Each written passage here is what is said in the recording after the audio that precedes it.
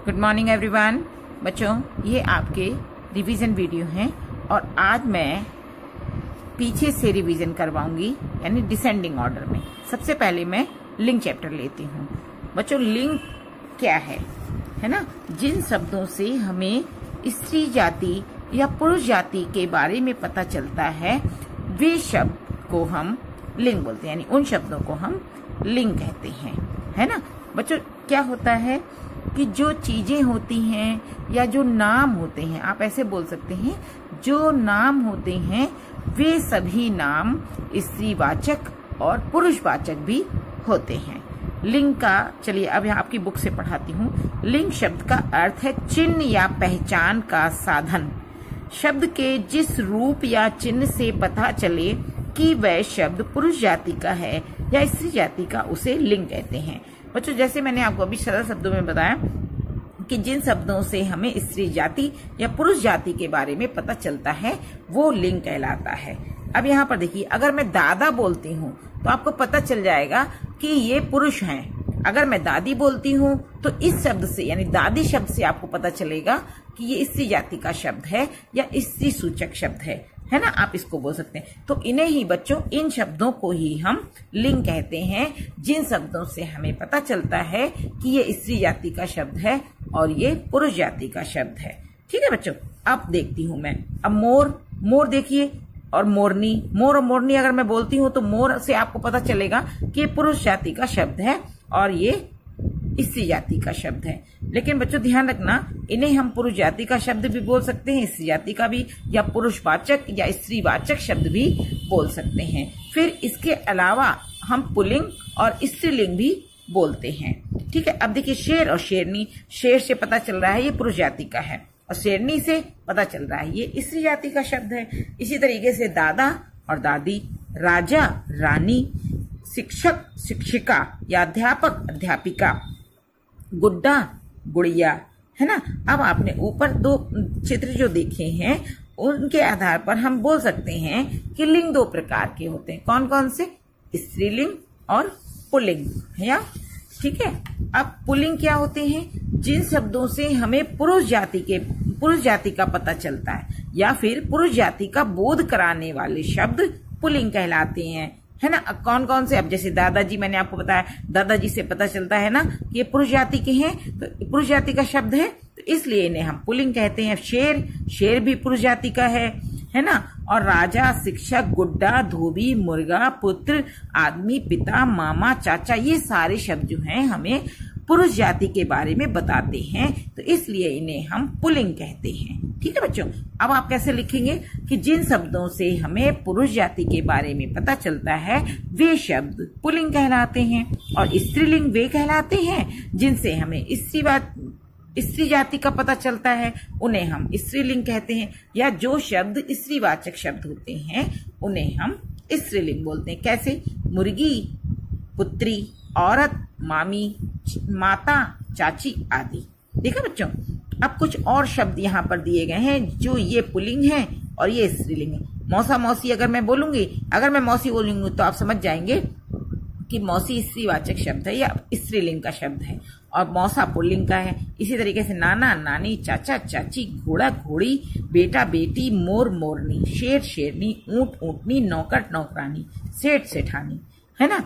और भी हैं मालिका, मालिन, ग्वाला, ग्वालिन, अध्यापक, अध्यापिका, गायक, गायिका, ग्वाला का ग्वालिन, लेखक, लेखिका, चूहा, चुहिया, बूढ़ा, बुढ़िया, गुड्डा, गुड़िया, ताऊ, ताई, है ना? ताऊ बड़े पापा को बोलते हैं, है ना? पहले ताऊ बोला करते थे, अभी भी कुछ घरों में बोलते हैं। दूल्हा, दुल्हन, है ना? अब अच्छा, एक चीज और मैं बता रही हूँ आपको बच्चों, क्या होता है, कुछ शब्द ऐसे होते हैं जो पुरुष जाति के ही शब्द होते हैं, यानी पुल्लिंग शब्द ही होते हैं। अब जैसे घर का कोई स्त्रीलिंग शब्द नहीं होता है ना? दरवाजा, ये भी पुल्लिंग शब्द ही है। फिर पार्क, फिर इंजन, है ना? इधर फिर आते हैं आम, फूल, है ना? और स्कूल, सूरज, सेब, अमरूद, ये सारे शब्द जो हैं वो पुरुष जाति के हैं, यानी पुल्लिंग शब्द ही हैं। इसके अलावा कुछ शब्द और हैं, जैसे कार, मेज, कमीज, लौकी। अब लौकी जो है आपको, ये तो सब्जी है, लेकिन ये स्त्री जाति का शब्द है ना बेटा? इसी तरीके से झोपड़ी, घर देखो पुरुष जाति का है, या स्कूल पुरुष जाति का, लेकिन झोपड़ी स्त्री जाति का शब्द है ना। चाबी खो गई अपन ऐसे बोलते हैं ना, है ना। झोपड़ी छोटी है, झोपड़ी बहुत सुंदर है, ऐसे बोलते हैं। झोपड़ी बहुत छोटी सी बनी है, छोटी सी मतलब पुरुष जाति का शब्द है इसलिए छोटी सी। स्त्री जाति का शब्द है इसलिए छोटी सी बोला। अगर पुरुष जाति का होता तो हम लोग क्या बोलते, छोटा सा, है ना। ऐसे ही घड़ी, लीची, कुर्सी, खिड़की।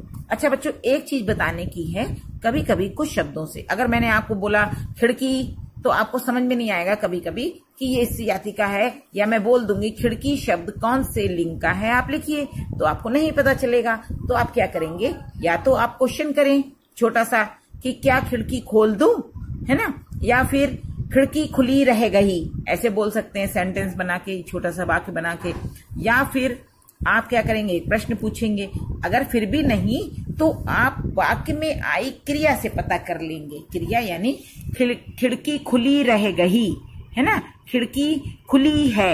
अगर पुरुष जाति का शब्द होता तो मैं बोलती खिड़की खुला है ना, तो इससे पता चल जाए, खुली से पता चल गया कि ये इस जाति का शब्द है। ऐसे ही आपको भी पहचान लेना है ना। कभी कभी क्या होता है, आप शब्द दिए रहते हैं और आपसे पूछा जाता है कि आप इन शब्दों में से पुरुष जाति और स्त्री जाति या पुल्लिंग स्त्रीलिंग शब्दों को अलग अलग करिए। फिर आप कैसे करेंगे, तो ऐसे करेंगे, आप ऐसे पहचानेंगे। अच्छा बच्चों, एक चीज और बताती हूँ मैं, कुछ विशेष बात भी है यहाँ पर। जैसे सभी देशों के नाम जो होते हैं वो पुल्लिंग ही होते हैं, भारत, पाकिस्तान, चीन, रूस, अमेरिका, इस तरीके से। और जो शरीर के कुछ अंग भी ऐसे होते हैं जो स्त्रीलिंग ही होते हैं, जैसे आंख, नाक, गर्दन, है ना, इस तरीके से। देखा, जैसे मैंने आपको बताया है कि प्रश्न या उत्तर पूछकर भी लिंग की पहचान हो सकती है। जैसे यह कलम किसकी, अब आपको नहीं पता होगा कि कलम स्त्री जाति का है या पुरुष जाति का, तो आप कैसे पता करेंगे, यह कलम मेरी है। चूंकि ये स्त्री जाति का है इसलिए, या स्त्रीलिंग शब्द है इसलिए पता चल गया मेरी है। अगर पुरुष जाति का होता तो मैं क्या बोलते, यह कलम मेरा है ना। क्रिया शब्दों से भी लिंग की पहचान होती है, जैसे मैं खा रहा हूं। अब रहा शब्द जो है वो पुरुष जाति का है, तभी यहाँ पर रहा आया है। अब ये रही है तो यानी लड़की खा रही है, वह जा रही है यानी लड़की जा रही है, तभी तो रही है। लड़का होता तो रहा होता, है ना बेटा। तो ऐसे आप पहचान सकते हैं। अब जैसे यहाँ पर दिया गया है, बहुत सारे शब्द एक साथ दे दिए गए हैं और आपसे ये कहा गया है कि इनको स्त्रीलिंग और पुल्लिंग में अलग अलग लिखिए, तो आपको ऐसे छांटेंगे, इसलिए आप ऐसी पहचान कर सकते हैं। चलिए अब आगे का दूसरा चैप्टर लेती हूँ मैं। चैप्टर कौन सा होगा, 5। चैप्टर 5 है संज्ञा। संज्ञा किसे कहते हैं, है ना, ये वाला मैं चैप्टर आज लेती हूँ। संज्ञा किसे बोलते हैं, संज्ञा वे शब्द कहलाते हैं जो किसी व्यक्ति, वस्तु या स्थान के नाम को बताते हैं। अब यहाँ पर देखिए एक चित्र दिया गया है, चित्र में हर चीज का नाम है। पेड़ इसका नाम है, इसमें जो फल लगे हैं उसका आम नाम है, फूल भी हैं, फूल का भी नाम है, जैसे गेंदा, चमेली। यहाँ 2 बच्चे हैं, इनका भी नाम है। ये माली है, ये है ना, यानी ये जो व्यक्ति है वो माली है, तो इसका भी एक नाम है। सूरज का भी नाम है ना। और ये थोड़ा गुस्सा कर रहा है बच्चे के ऊपर क्योंकि ये फूल तोड़ रहे हैं, इसलिए इसके अंदर जो फीलिंग यानी गुस्से का जो भाव आ रहा है वो भी एक नाम है ना। तो बच्चों, जिन शब्दों से हमें किसी व्यक्ति, वस्तु, स्थान या भाव के नाम के बारे में पता चलता है उन्हें ही हम संज्ञा बोलते हैं, है ना। यहाँ पर चित्र में हर चीज का नाम है। देखिए आम है, बगीचा है, बगीचा किसी स्थान का नाम है, फूल एक चीज का नाम है, अमित इनका नाम, इसका नाम है, और सुधा इस बच्ची का नाम है। तो ये और इसे जो गुस्सा आ रहा है ना वो एक भाव का नाम है। तो इसलिए बच्चों इनको ही हम नाम बोलते हैं। अब देखिए यहाँ पर अन्य और उदाहरण है, प्राणियों के भी नाम हैं, जैसे कल्पना चावला, मोर और शेर। अब ये एक प्राणी है ना, क्योंकि सांस लेते हैं, जीवित प्राणी हैं। अब स्थानों के भी नाम होते हैं, बगीचा, पाठशाला, है ना, घर। वस्तुओं के बाजार भी हो सकता है, वस्तुओं के भी नाम होते हैं, कंप्यूटर, पुस्तक, बल्ला, गेंद और पलंग, है ना। इसी तरीके से खाने की भी चीजों के नाम होते हैं, पहनने की चीजों के भी नाम होते हैं। और देखिए इमारतों के भी नाम है, कुतुब मीनार, ताजमहल, इंडिया गेट। भावों के भी नाम है, सुंदरता, लंबाई और गर्मी, हंसी, बचपन, है ना बेटा। देखा बच्चों आपने, जो शब्द हमें किसी व्यक्ति, वस्तु, स्थान या भाव के नाम के बारे में बताते हैं उन्हें ही हम संज्ञा बोलते हैं। संज्ञा के रूप 3 होते हैं। कौन कौन से? व्यक्तिवाचक, जातिवाचक संज्ञा और भाववाचक संज्ञा।